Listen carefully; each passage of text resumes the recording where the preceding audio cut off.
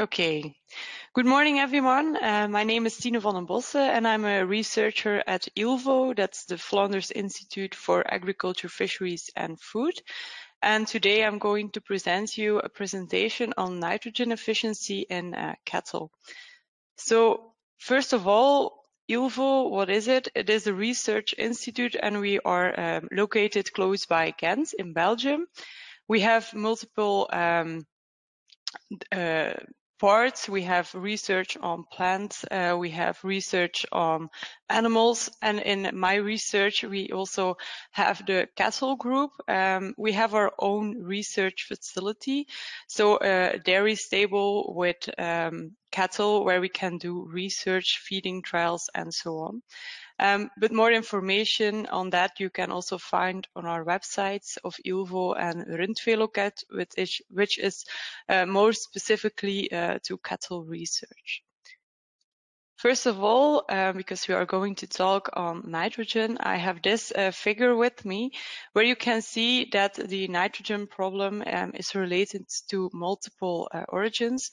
First of all, we have our agriculture, which causes most of the ammonia emissions, but we also have traffic and industry, which cause the NOx pollution, and together this makes nitrogen deposition possible on important habitats. And Europe decided to do something to protect some habitats and the valuable species that are in there. And therefore, also nitrogen is an important topic. And here in Belgium, but also in the Netherlands, for farmers, this has brought some very strict legislations. And therefore, we have seen these photos over the last months and years, where farmers come to the street and protest because they don't see any future with the new legislations. And as an example, I have some of the topics from the Flemish nitrogen decree specifically for cattle. As you can see, the ammonia emissions will have to be reduced, and every farm itself has to make a minimal effort for that. But there are also some farms which have a very big impact on the habitats, and they, when the impact score is higher than 50%, they must close by 2025.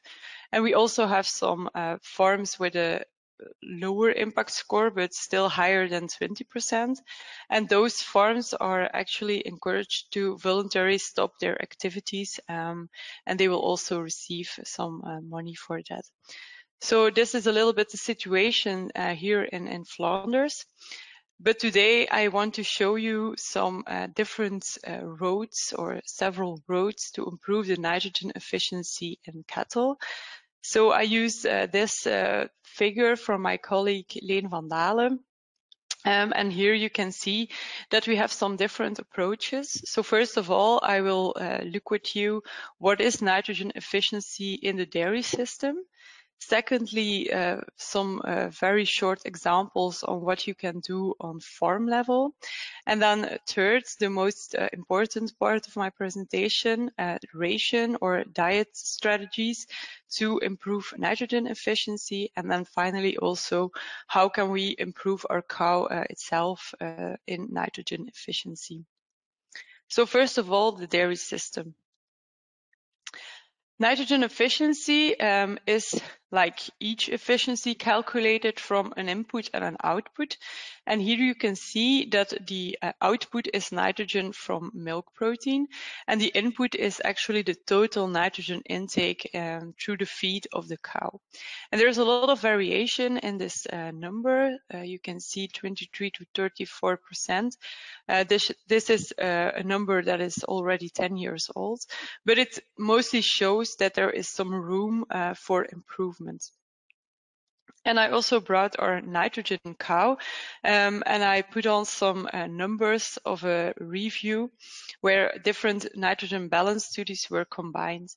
And from these review, you can see that there was a mean nitrogen intake of 572 grams, but only 27% of this was found in milk protein in milk.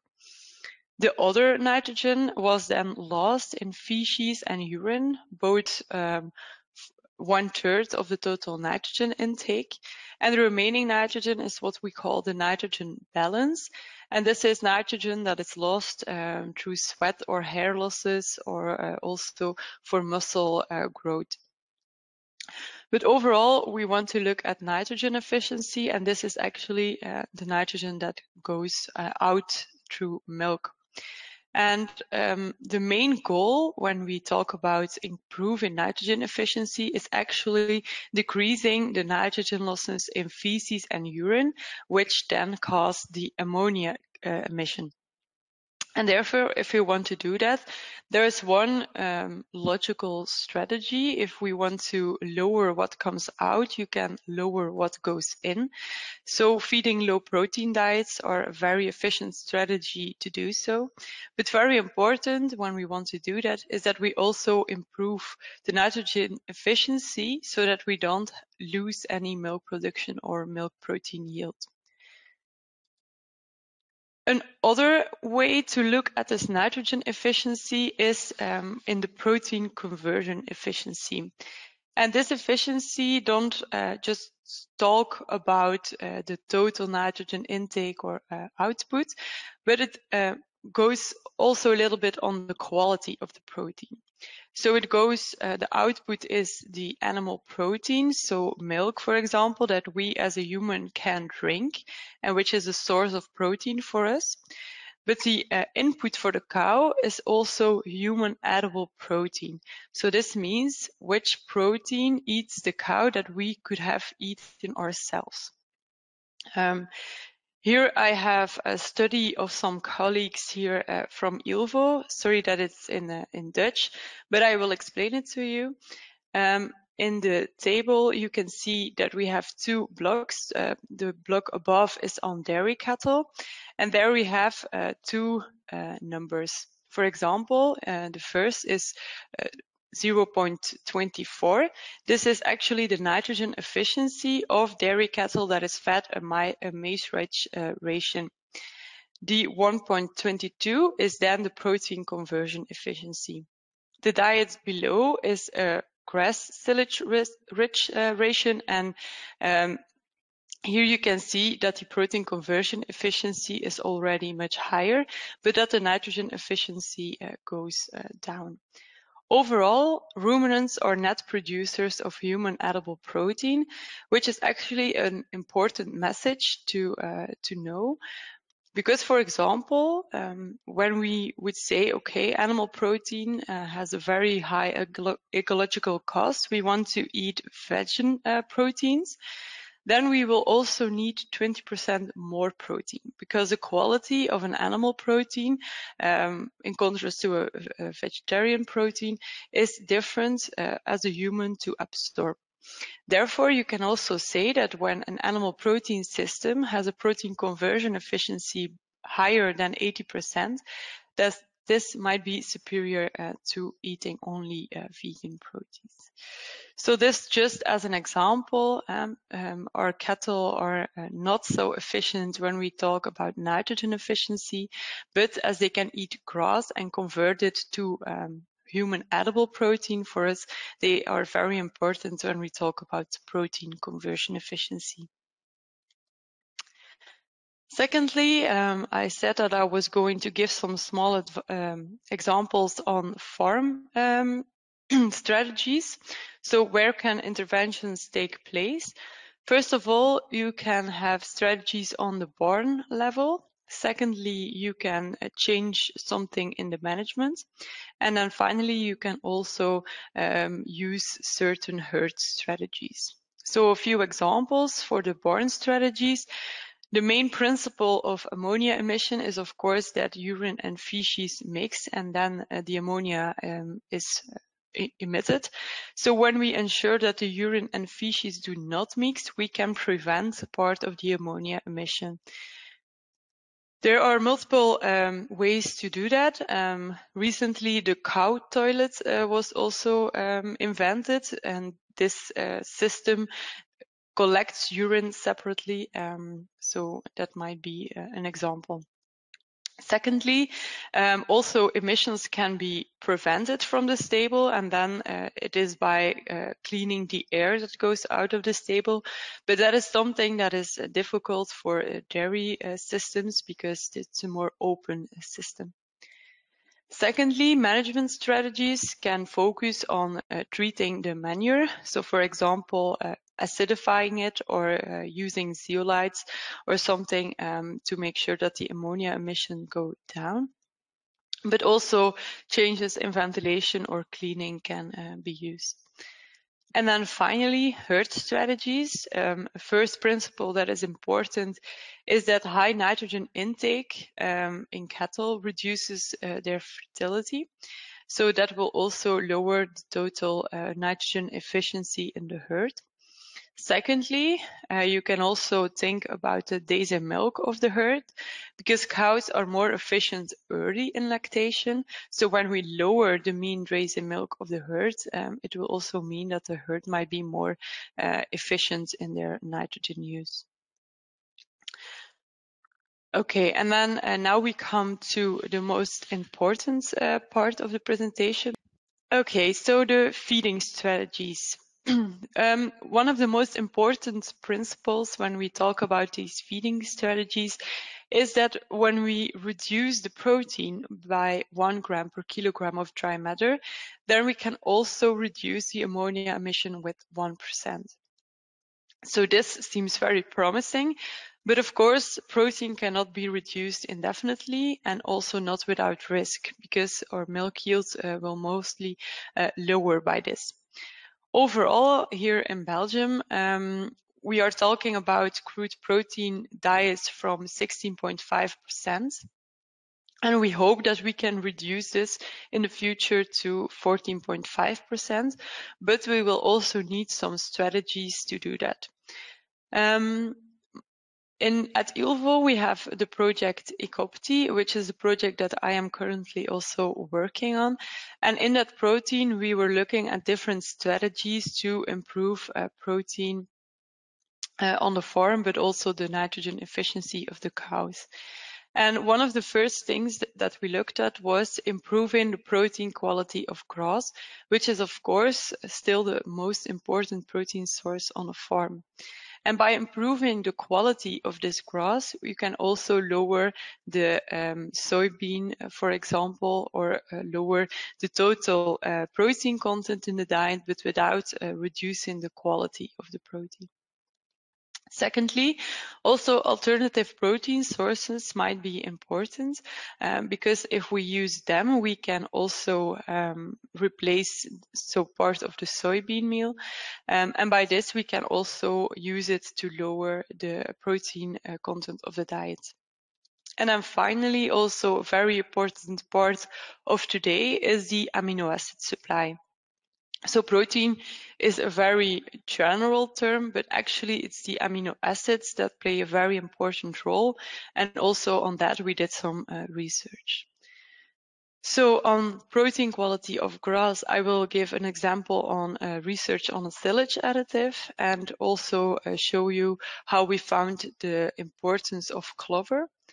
Secondly, I have two examples of alternative protein sources that we looked at, grains treated with urea and toasted field beans. And then finally, I will talk about amino acids. First of all, how we combined it with a low protein diet. And then secondly, some results on a practical dairy farm trial that we did. So first, alternative silage additives for grass. For this experiment, we used specifically autumn grass because it has a low dry matter content and also a low sugar content, but it still has high protein. So it is something that it can be valuable, but mostly by the other characteristics like the dry matter content and the sugar, it's difficult to make a good silage of autumn grass. Nevertheless, silage additives are commonly used to improve the quality of autumn grass silages. And we had one alternative, hydrolyzable tannins, and we wanted to see if they can be a silage additive for autumn grass to improve the protein quality. Why hydrolyzable tannins? Tannins are known to form complexes with protein, and those complexes are pH reversible, which means that in the rumen they can stand, so the protein is protected and is not degradable. But further in the digestive tract, the pH differs, and then the protein can become available for the cow again. So to look at this, we had two different parts in the study.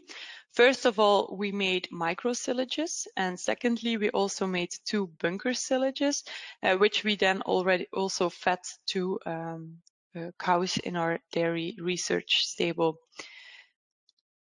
These are the results from the microsyllages.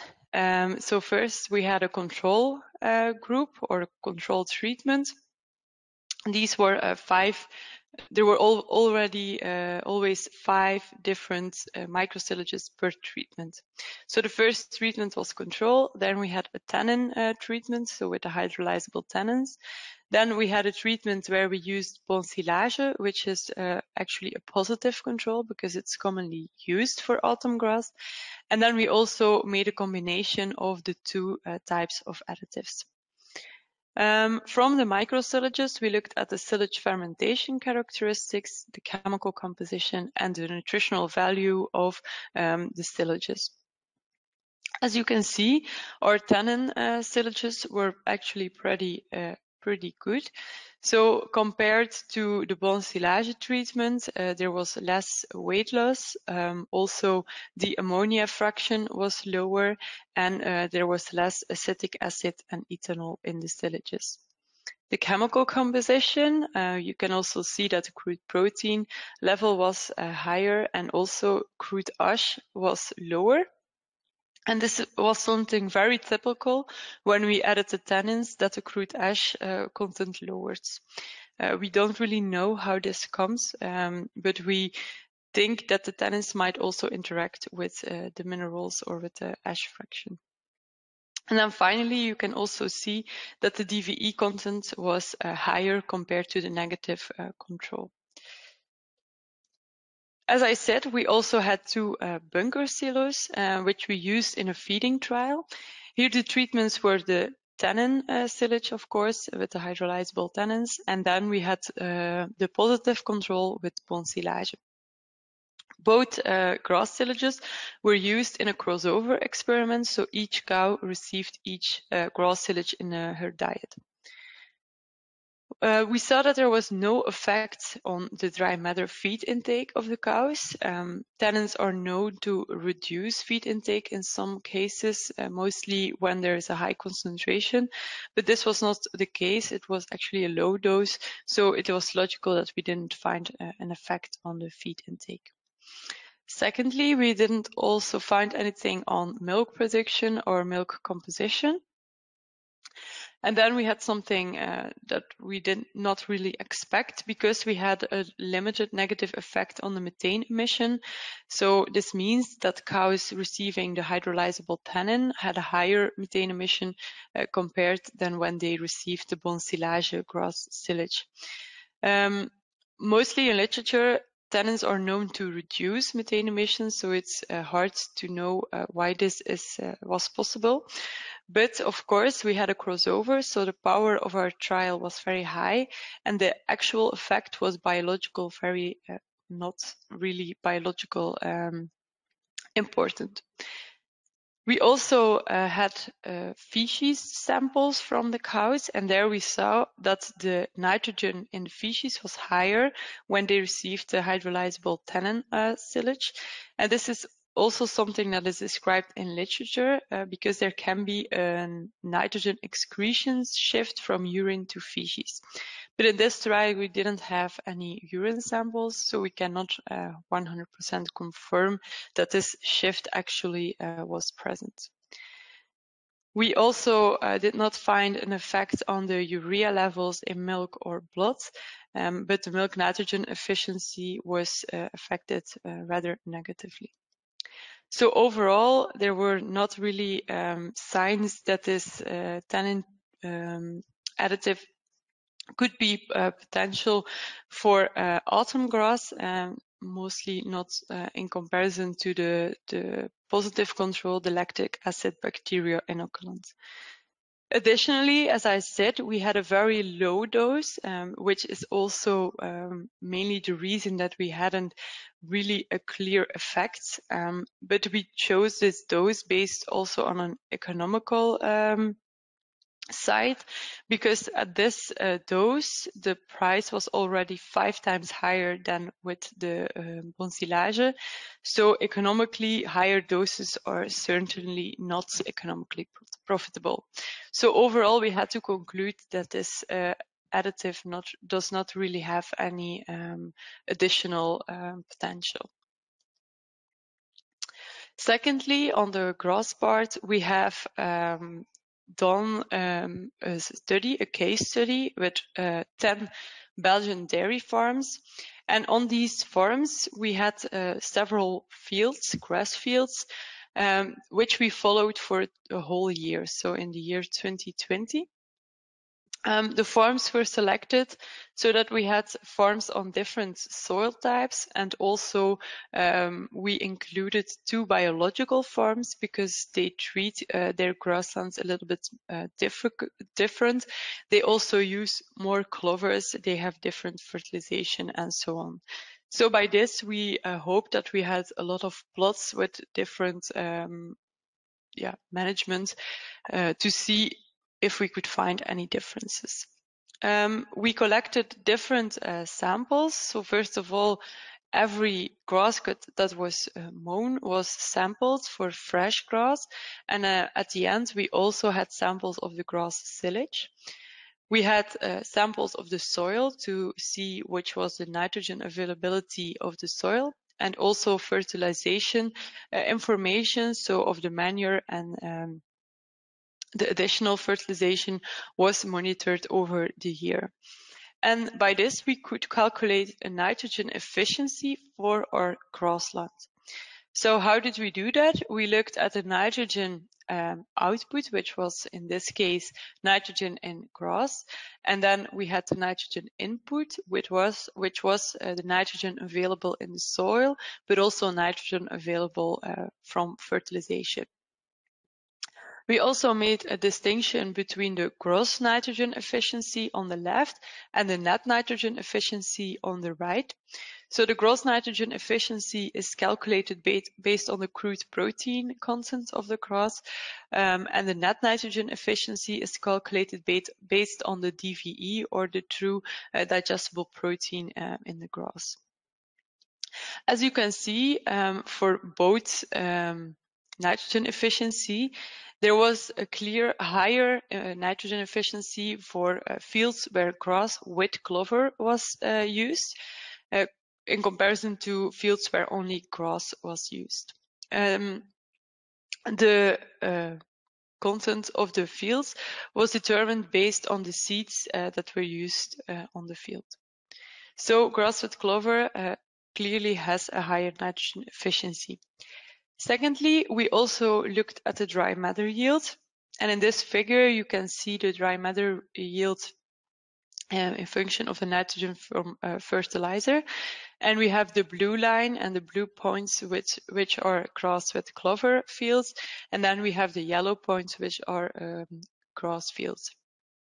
From all fields, the mean dry matter yield over the year was 10.6 ton per hectare. And if we follow this line, you can see that we needed 1 kilogram of nitrogen from fertilizer at fields with clover, and it was 300 kilograms of fertilizer nitrogen from fertilizer at fields where only grass was present. So from this really practical study, we found that clover really has a strength when we talk about nitrogen efficiency and lowering nitrogen from fertilizers. So maybe this is a good point to see if there are any questions. So then we go to the second topic, alternative protein sources. To begin, we have grains treated with urea, and this is a process where we have our grain that is then mixed with urea, and then it is closed for 3 weeks so the process can continue. And in this process, ammonia and carbon dioxide is formed, and together they form ammonia bicarbonate. This product is claimed to have a buffering effect in the rumen of our cow, but also to have a higher nitrogen content of the grains that we feed. An example, and also the example that we used, was alga grain, which is a combination of a grain with home and dry, a product where soybeans are combined with urea. For wheat, we had a batch of untreated wheat and treated wheat, so with the alga grain. And here we did feed analyze to see what was the difference between both of them. As you can see, the crude protein level of the grain increased, but if you then look at the NPN, or the non-protein nitrogen, you can see that it is mostly coming from this value. So it is mostly because of we added urea or non-protein nitrogen that the crude protein seems to increase, because crude protein is calculated as nitrogen with 6.25. Further, you can also see that the DVE content increases a little bit, but this is only a calculated number of DVE. We didn't use this product in fistulated cows, but I heard that Schothorst did this in their own trials, and they saw that alga grain can be actually similar if we talk about feeding value than just feeding the urea separately in the diet. Further, we have also done some research on toasting faba beans or field beans. This process is actually done here with a toaster that comes from France, and there the beans are placed in the toaster, which is then heated to 280 degrees. And we took samples before and after the toasting process to see what was the effect on rumen undegradable protein. This was tested in rumen fistulated cows for 4 different batches. And as a mean effect, we could see that the percentage of rumen undegradable protein increased with 12% for the faba beans that were toasted. We also had some other composition values of these beans. As you can see, as a result, also DVE increased from 129 to 163. But not only protein was influenced by the toasting process, also starch is influenced. So you can see that the percentage of undegradable starch increased from 33 to 41%. So the toasting process has both an influence on the starch and the protein in the field beans. Then we had also 3 biological farms which wanted to do a feeding trial with this toasted field beans. On each farm, 1 kilogram of soybean meal was taken from the diet, and 1 to 1.5 kilogram of toasted faba beans were used instead. As we look at the results on the fat protein corrected milk yields, you can see that on some farms it decreased with 1 kilogram, on other farms it increased with almost 1 kilogram per cow per day. Overall, the feed cost was lower, so 20 to 80 cents per cow per day.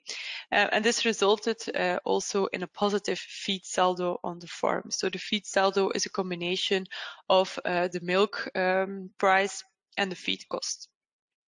If we simulate this for a biological farm with 100 cows, this could mean a profit of 6,000 to 21,000 euros per year. We also made a simulation for a conventional farm, and at the moment of the trial, so in 2021, we had a break-even economical situation.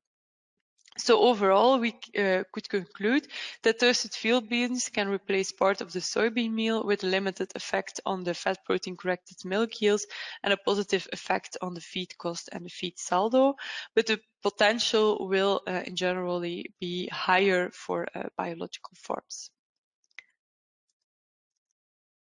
And then we go over to the last part, but also the most important part, amino acid supply. So first of all, we did some research here at ILVO where we combined amino acids with low protein diets. So the theory was when we feed a low protein diet, we can reduce the ammonia emission and nitrogen excretion from cattle. But there is one problem, we will also mostly have lower milk production. And this is a result of limiting amino acids. And the two most known and important limiting amino acids for dairy cattle are methionine and lysine. So the idea was, if we combine the low protein diet with supplementation of the rumen protected form of those two limiting amino acids, maybe we can keep our positive effect on the ammonia and emission and nitrogen excretion, but without negatively affecting milk production. So at this moment, already 5 or 6 years ago, a first experiment was set up. In this experiment, we had 3 treatments. First of all, we had a control treatment where we had a crude protein level in the diet of 17%. And then we had 2 low protein treatments where the crude protein level in the diet was around 15%. In the last treatment, so low protein plus methionine plus lysine, the amino acids were supplemented. If we look at the results, first of all, you can see the negative effect of feeding a low protein diet. So the dry matter intake was lower. And supplementing methionine and lysine increased the dry matter intake, but not yet to the level of the control diet. For milk production, we see something similar. So milk production decreased for the cows fed with a low protein diet, but supplementation of amino acids could also increase milk production to an intermediate level. What we do see in this trial is the positive effect on the nitrogen efficiency. So nitrogen efficiency increases to 30% when a low protein diet was fed. So based on these results from the first experiment, we were thinking about a second experiment. So here the principle is the same. Feeding a low protein diet is a very good strategy to lower ammonia emissions and nitrogen excretion, but we have our negative effect on milk production. So besides methionine and lysine, we were thinking about a third amino acid, histidine. But histidine is also a little bit different from methionine and lysine. For example, if you look at the microbial protein from our cow, you can see that it only contains 1.8% of digestible histidine, but the cow itself needs 2.4% of the total digestible protein. So this is already an imbalance that is present in the processes in the body of the cow. Secondly, histidine is also an amino acid that is in the body of the cow stored in endogenous label pools. So this means that when the cow has a shortage or there is not enough histidine in the diet, the cow can use these pools to make sure that it has enough histidine in the body. But this also means that when we do an experiment, that it can mask certain negative effects. So what was the idea of the second experiment? How would the results be if we combine the low protein diet with all 3 of these amino acids? And is this combination possible to lower or to make sure that there is no lower milk production? So here you can see the setup of the trial. We had First, a pre-experimental period, and during this period, cows received a diet with 16.5% of crude protein. Then we started our experiment, and over the whole experiment, all cows received a low protein diet, so with 14.5% of crude protein. So in this trial, we didn't have a positive control with a high protein diet. Then you can see that we started with a depletion period of 4 weeks. This was done because we wanted to make sure that the pools of histidine were deplenished as much as possible before we started supplementation of amino acids. In the second period, amino acids were supplemented. For one group, there was only methionine and lysine, and for a third group, then also histidine was added. By this, we wanted to see what the effect was of methionine and lysine compared to just feeding low protein, and then we could also look at the additional effect of histidine alone. After that, we did a cross-back period, so again a control period, to see the effect of stopping supplementation of amino acids. Over the trial, we looked at milk yields, but also milk composition of the cows. Secondly, we also looked at feed intake. Then we calculated the nitrogen efficiency and the feed efficiency of the cows. And we also took some blood samples, as you can see, at different time points over the trial. And then finally, we also did a nitrogen balance. So in the last week of every period, the total urine was collected and samples of feces were taken to have an idea of how the nitrogen was used by the cow. So first of all, we had our pre-experimental period where we had high protein, and then we had our experiment with low protein. So as an example, we wanted to look at the effect on milk production between both periods. And you can see that there was a difference of 1.7 kilograms in milk yield. Of course, this difference is not only related to changing the protein level in the diet, also other feedstuffs were used and cows were further in lactation in the depletion period compared to the adaptation period. But something important that we saw was the effect on the milk nitrogen efficiency.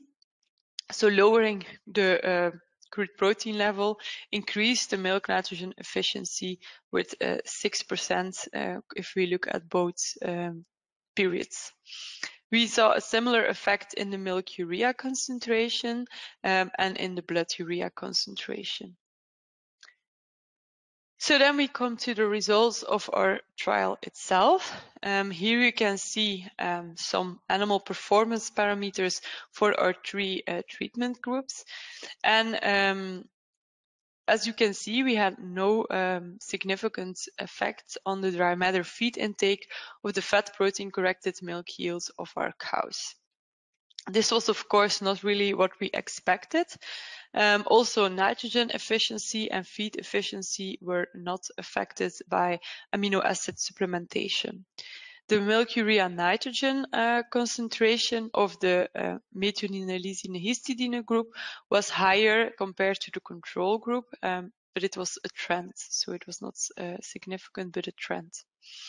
So first we thought, okay, maybe our amino acids are not well absorbed in the body of the cow. So first we had our blood samples to look at the amino acid concentrations in the blood. In this figure, you can see the methionine concentration. And first of all, we have here our methionine concentration in the reference period. So this means the period where we had our higher protein.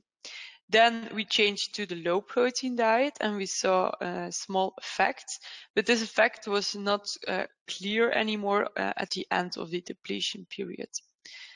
Then we had our rumen-protected amino acids period, but only at the end of this period we had a clear difference between the methionine blood concentration of our treatment groups compared to our control group. When supplementation stopped, we also saw a very clear effect in blood for the two treatment groups. So overall, we can conclude that the methionine blood concentration responds to supplementation to our two treatment groups. Then we had lysine. Here we can see a similar effect when we go from high protein to low protein. And here we also see at the end of the treatment period that we have a higher lysine blood concentration for our two treatment groups compared to the control. But something that we also see is that the level is not nearly as high as in the beginning at the reference. Also, after supplementation, we saw a clear decrease again for our two treatment groups. And then we also have our histidine. Here, the effect is very clear. So you see a decrease by changing to the low protein diet. And then we see for our one group that received histidine that there is clearly a higher histidine blood level compared to our two groups that did not receive histidine. Also, after supplementation, there is a clear decrease. So from this, we could conclude that our amino acids were well absorbed by the cows and that there was a clear response of supplementation. As I said, we also did a nitrogen balance, and the results of that are shown here. As you can see, there were also no differences between our treatment groups, so we cannot find any explanation on why or what has happened with the amino acids. So finally, we decided to look at the requirement of the cow and the amino acids that they actually received. To do that, we had an amino acid analysis for all feedstuffs that were used in the trial. Because before the trial, to determine the amino acid dose that we would give the cows, we had to make some assumptions and use tabularis values. But here we could really look at what the cow actually produced, so the milk yield, what they actually took in feed intake, and then also related to what was actually present in all the feedstuffs. And the most important finding is, first of all, that our energy balance was okay. So we had more energy than the requirements, 109%. For DVE, we are a little bit below the requirements. This is, of course, related to the fact that we had a low protein diet. But most important, we see for methionine and lysine that our two treatment groups were still fed below the requirement, even when they were supplemented with both amino acids. For histidine, you can see that there was that the requirement was fulfilled for the group that received histidine.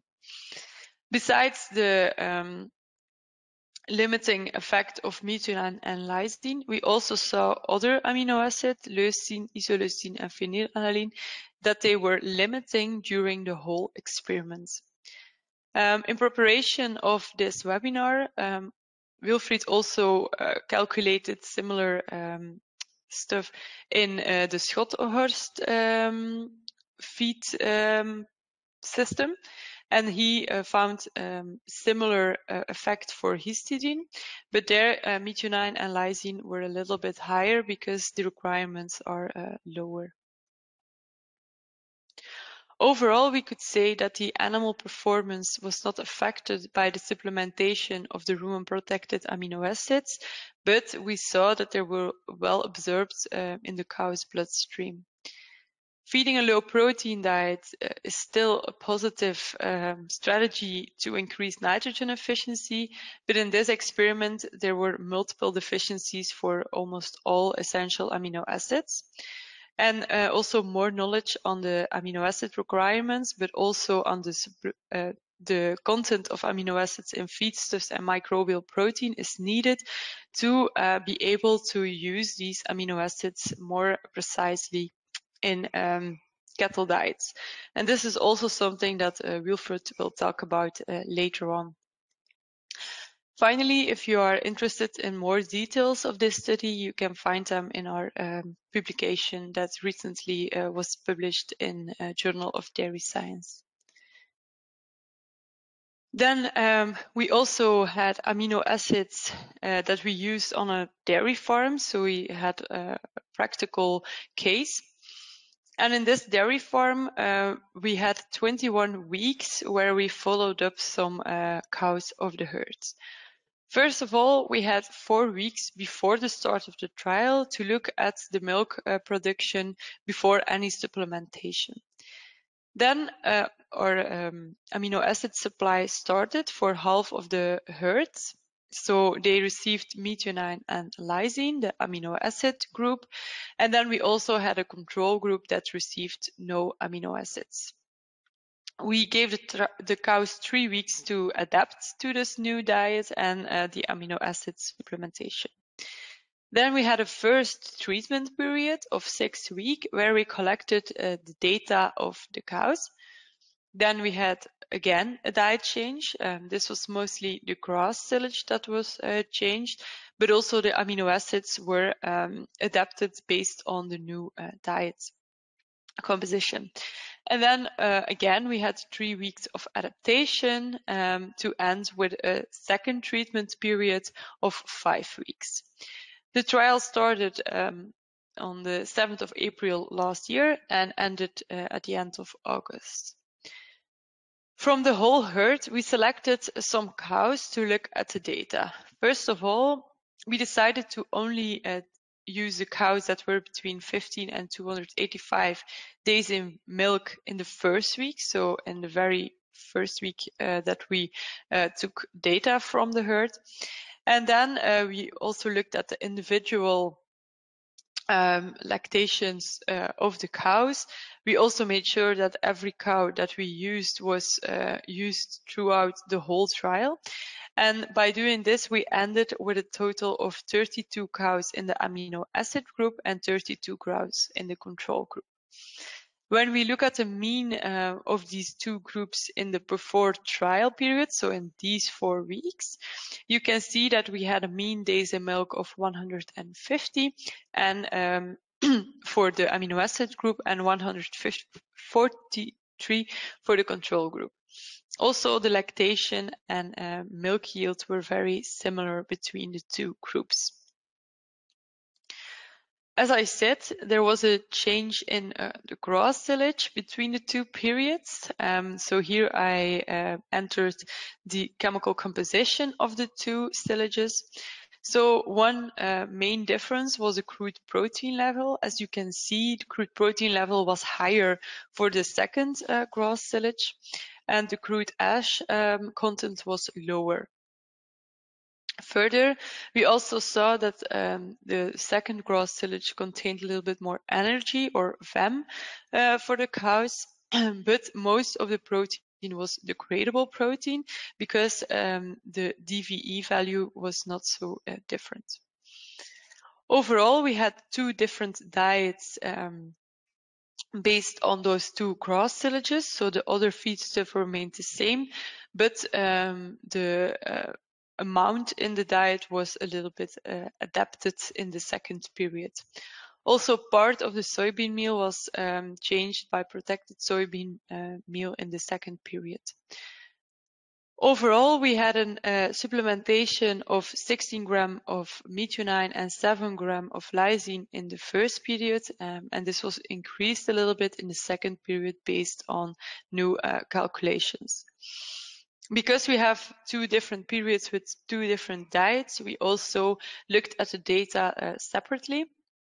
And first of all, we looked at the concentrates. So the control group received soybean meal, and the amino acid group received soybean meal with amino acids. So here you can clearly see just actually what we wanted to do in the trial. Secondly, they also received some balanced concentrate. There was no significant difference between two groups, but you can see numerically that the amino acid group had a little bit less balanced concentrate than the control group. Then we also looked at the milk production, and in this figure, all the different periods are shown. So first, the before trial period, where we have no supplementation, and then the first adaptation period, the first treatment period, the second adaptation period, and the second treatment period. As you can see, the amino acid group line is a little bit lower than the control group line, but numerically, but significantly, there was no difference between the two groups. This is also clear in this table. So as you can see, there are no significant differences between both groups in milk yield or milk content. And this is from the first period, and similar results was found for the second period.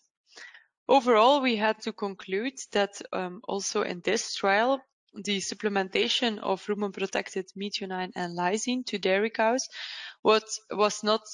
did not significantly affect the animal performance, and this was more specifically for mid-lactation cows in a period of 17 weeks where they were supplemented with these amino acids. Because it was a practical trial, we also did some economical calculations.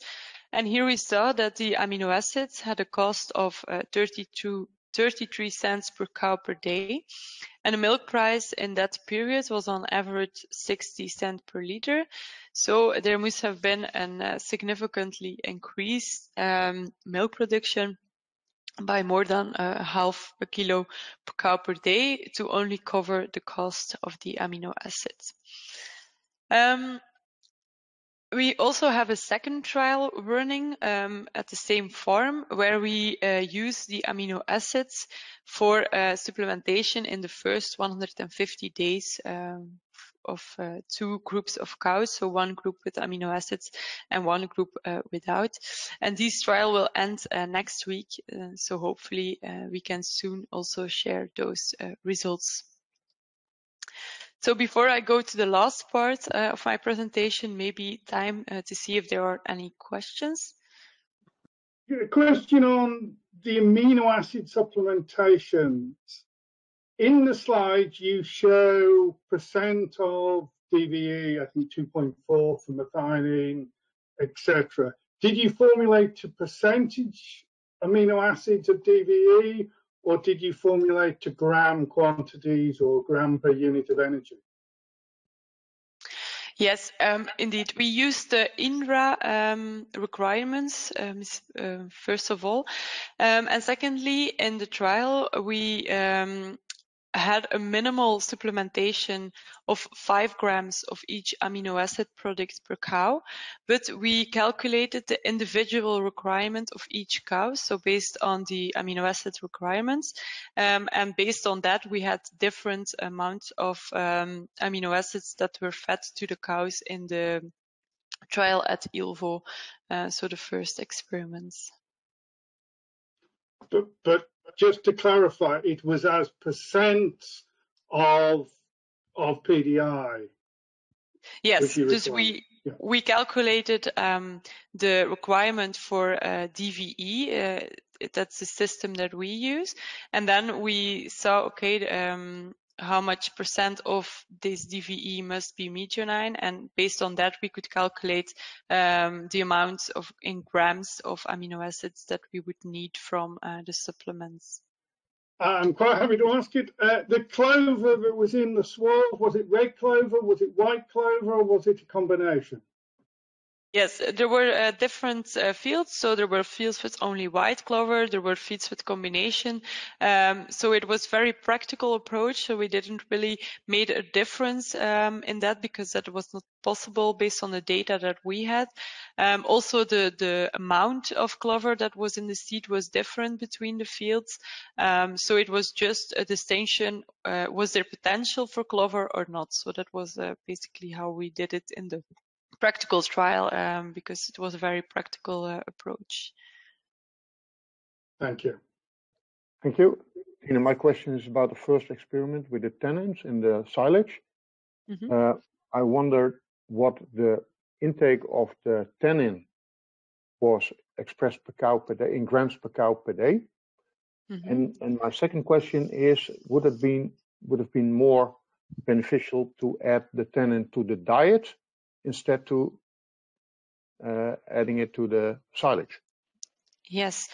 We used the product Tanosan L, and this was added at a dose of 20 grams per kilogram of the silage, and if we calculated then how much tannin intake was actually coming to the cow, we had only a concentration of 3.6 grams per cow per day, so that was very low.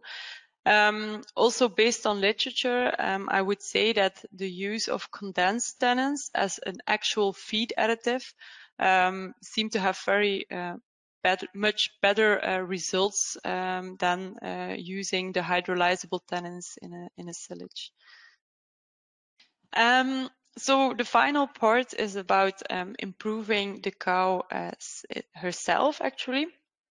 So the theory behind that is that how the cow performs is partly related to the genetics of the cow, but also to the environment, so the conditions that the cow is present in.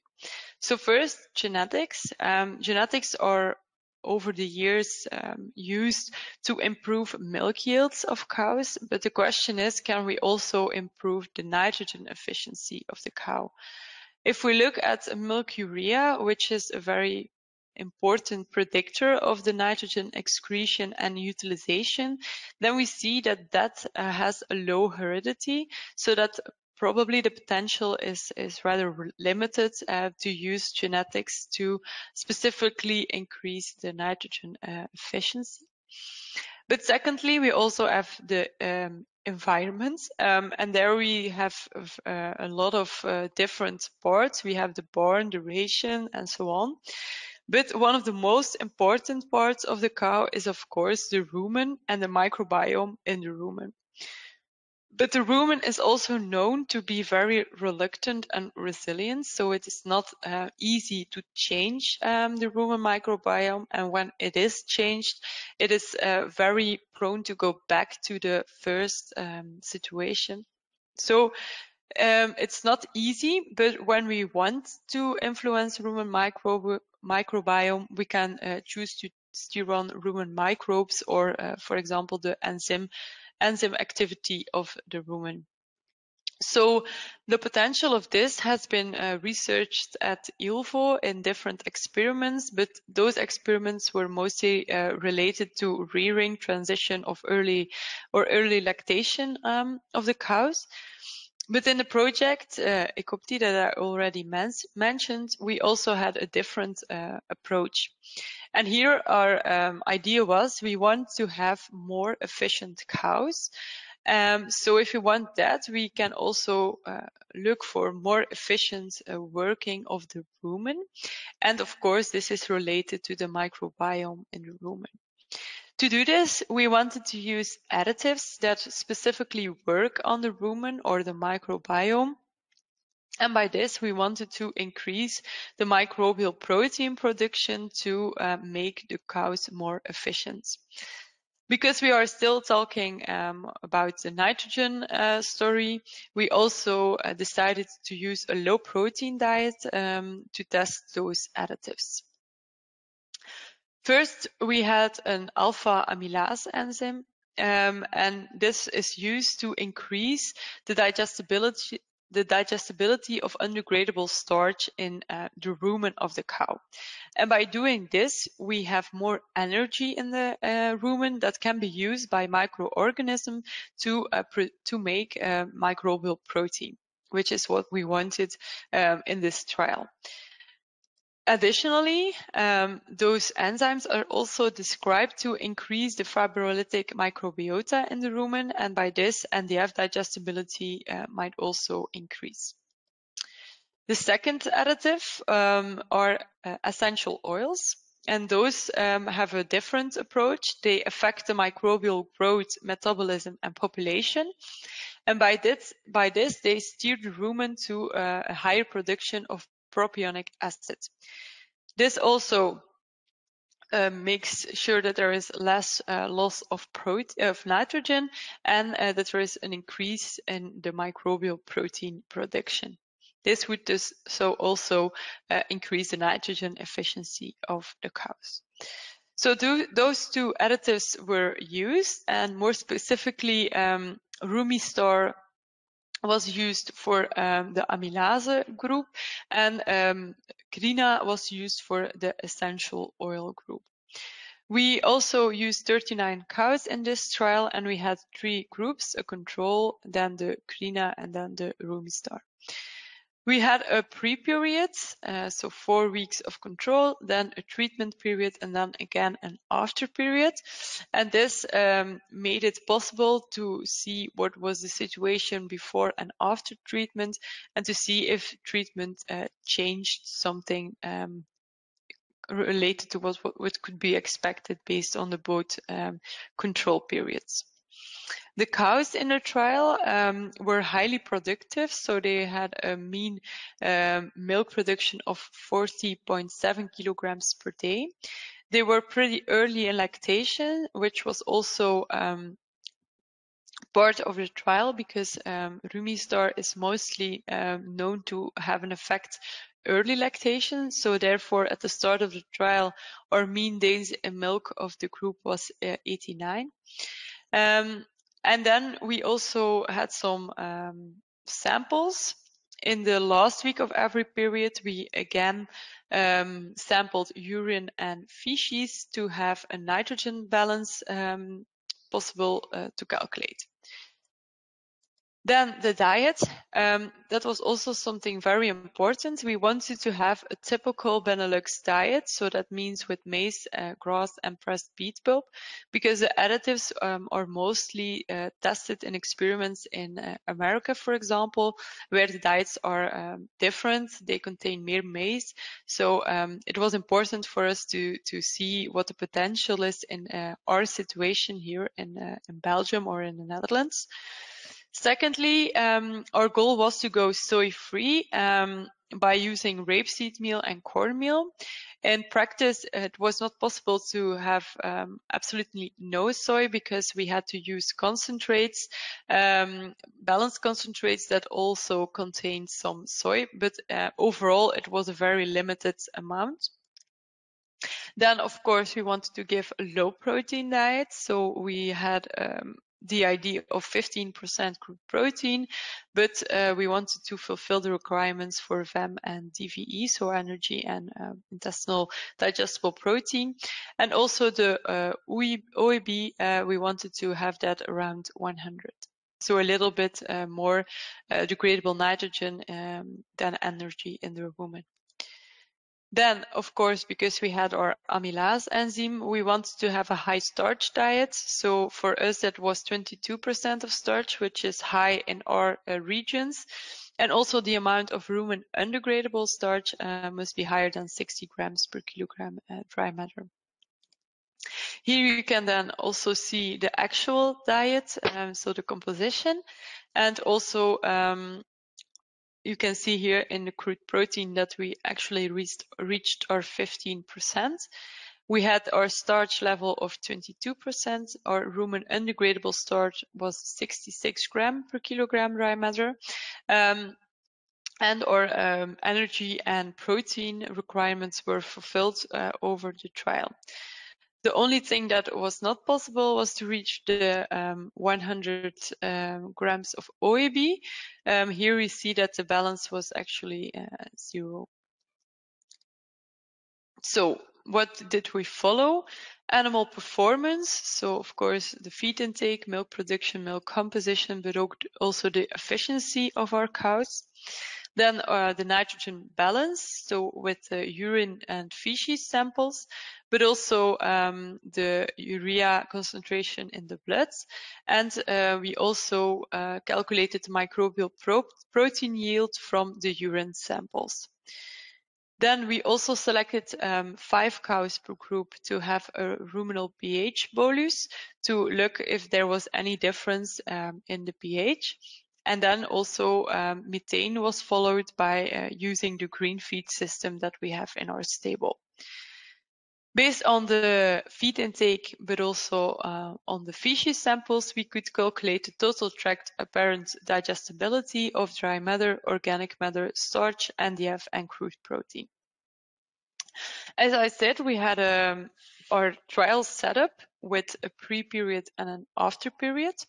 And this was used for the statistics. So we calculated a treatment effect for each parameter, which was the parameter in the treatment period minus the mean of the 2 control periods. Adaptation weeks and also cows that were ill during the trial were removed.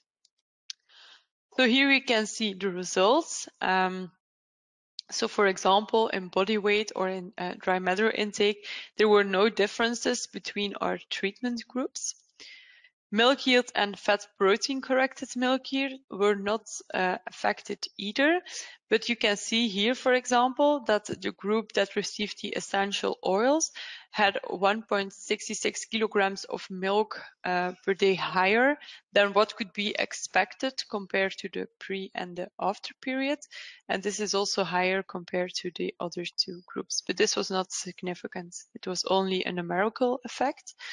And we see that this is mostly related on the milk fat yield, which is 60 grams higher than what could be expected, and also if we compare it with the other groups. But again, this was also only numerical, so there was no significant effect. Milk protein was not affected, and for milk lactose, we saw that there was a tendency for a higher content compared to the control, but for the amylase group. Then most interestingly, we also looked at the nitrogen efficiency, and here you can see for the group that received the essential oils that there we had a significant treatment effect, so that the nitrogen efficiency would be increased in the treatment period for the group that received the essential oils. And a similar effect was found for the feed efficiency of these cows. Then we also had our total tract apparent digestibility, which was mostly interesting for the amylase enzyme. And here you can actually see that there was a tendency for a higher starch digestibility for this treatment group compared to the control group. But of course, as I also showed, there was no effect further on milk production or intake. Then we had our nitrogen balance. Here we had no significant treatment effects between our treatment groups. Then we also had the urea levels, so in plasma, blood, in milk, and in urine. And here we see for urine that there would be a decrease, a tendency to a decrease for the essential oil group, which could also be related to the higher nitrogen efficiency that we found. The microbial nitrogen yield did not differ between our treatment groups. So that is also a little bit what we expected, but we did not find any difference. Then we had our ruminal pH from the boluses. Here you can see that there are no differences between or no changes between the groups over the period, so no significant treatment effects. Finally, we also had the carbon dioxide and methane emissions. From literature, we saw that there were no in vivo studies describing the effects in vivo for the amylase and the essential oil, but here we also saw no significant treatment effect. So finally, we can conclude that the alpha amylase enzyme gave a trend for a higher total tract starch digestibility, but we didn't see any other significant impacts of this enzyme. It is important to mention that this product is mostly used in rations with higher starch level, so the typical American diets, but also for cows that are more early in lactation. So that is one fact. The second is that we had in our diet not a lot of degradable protein in the OEB balance in the rumen. So this could mean that when the amylase enzyme provided more energy to the microbiome, that there was not enough nitrogen available to produce actually also more microbial protein. Then secondly, we saw that the blend of essential oils significantly increased the nitrogen and feed efficiency, mostly because they numerically increased fat protein corrected milk yield and milk fat yield. This is of course research on the short term, so still a question, what would happen if we supplement these essential oils for a longer time? So overall, I hope I could have given you some interesting information on the research that we are doing here at ILVO. I would like to thank you for attending this webinar, but of course all of my colleagues for helping me in this research. So thank you.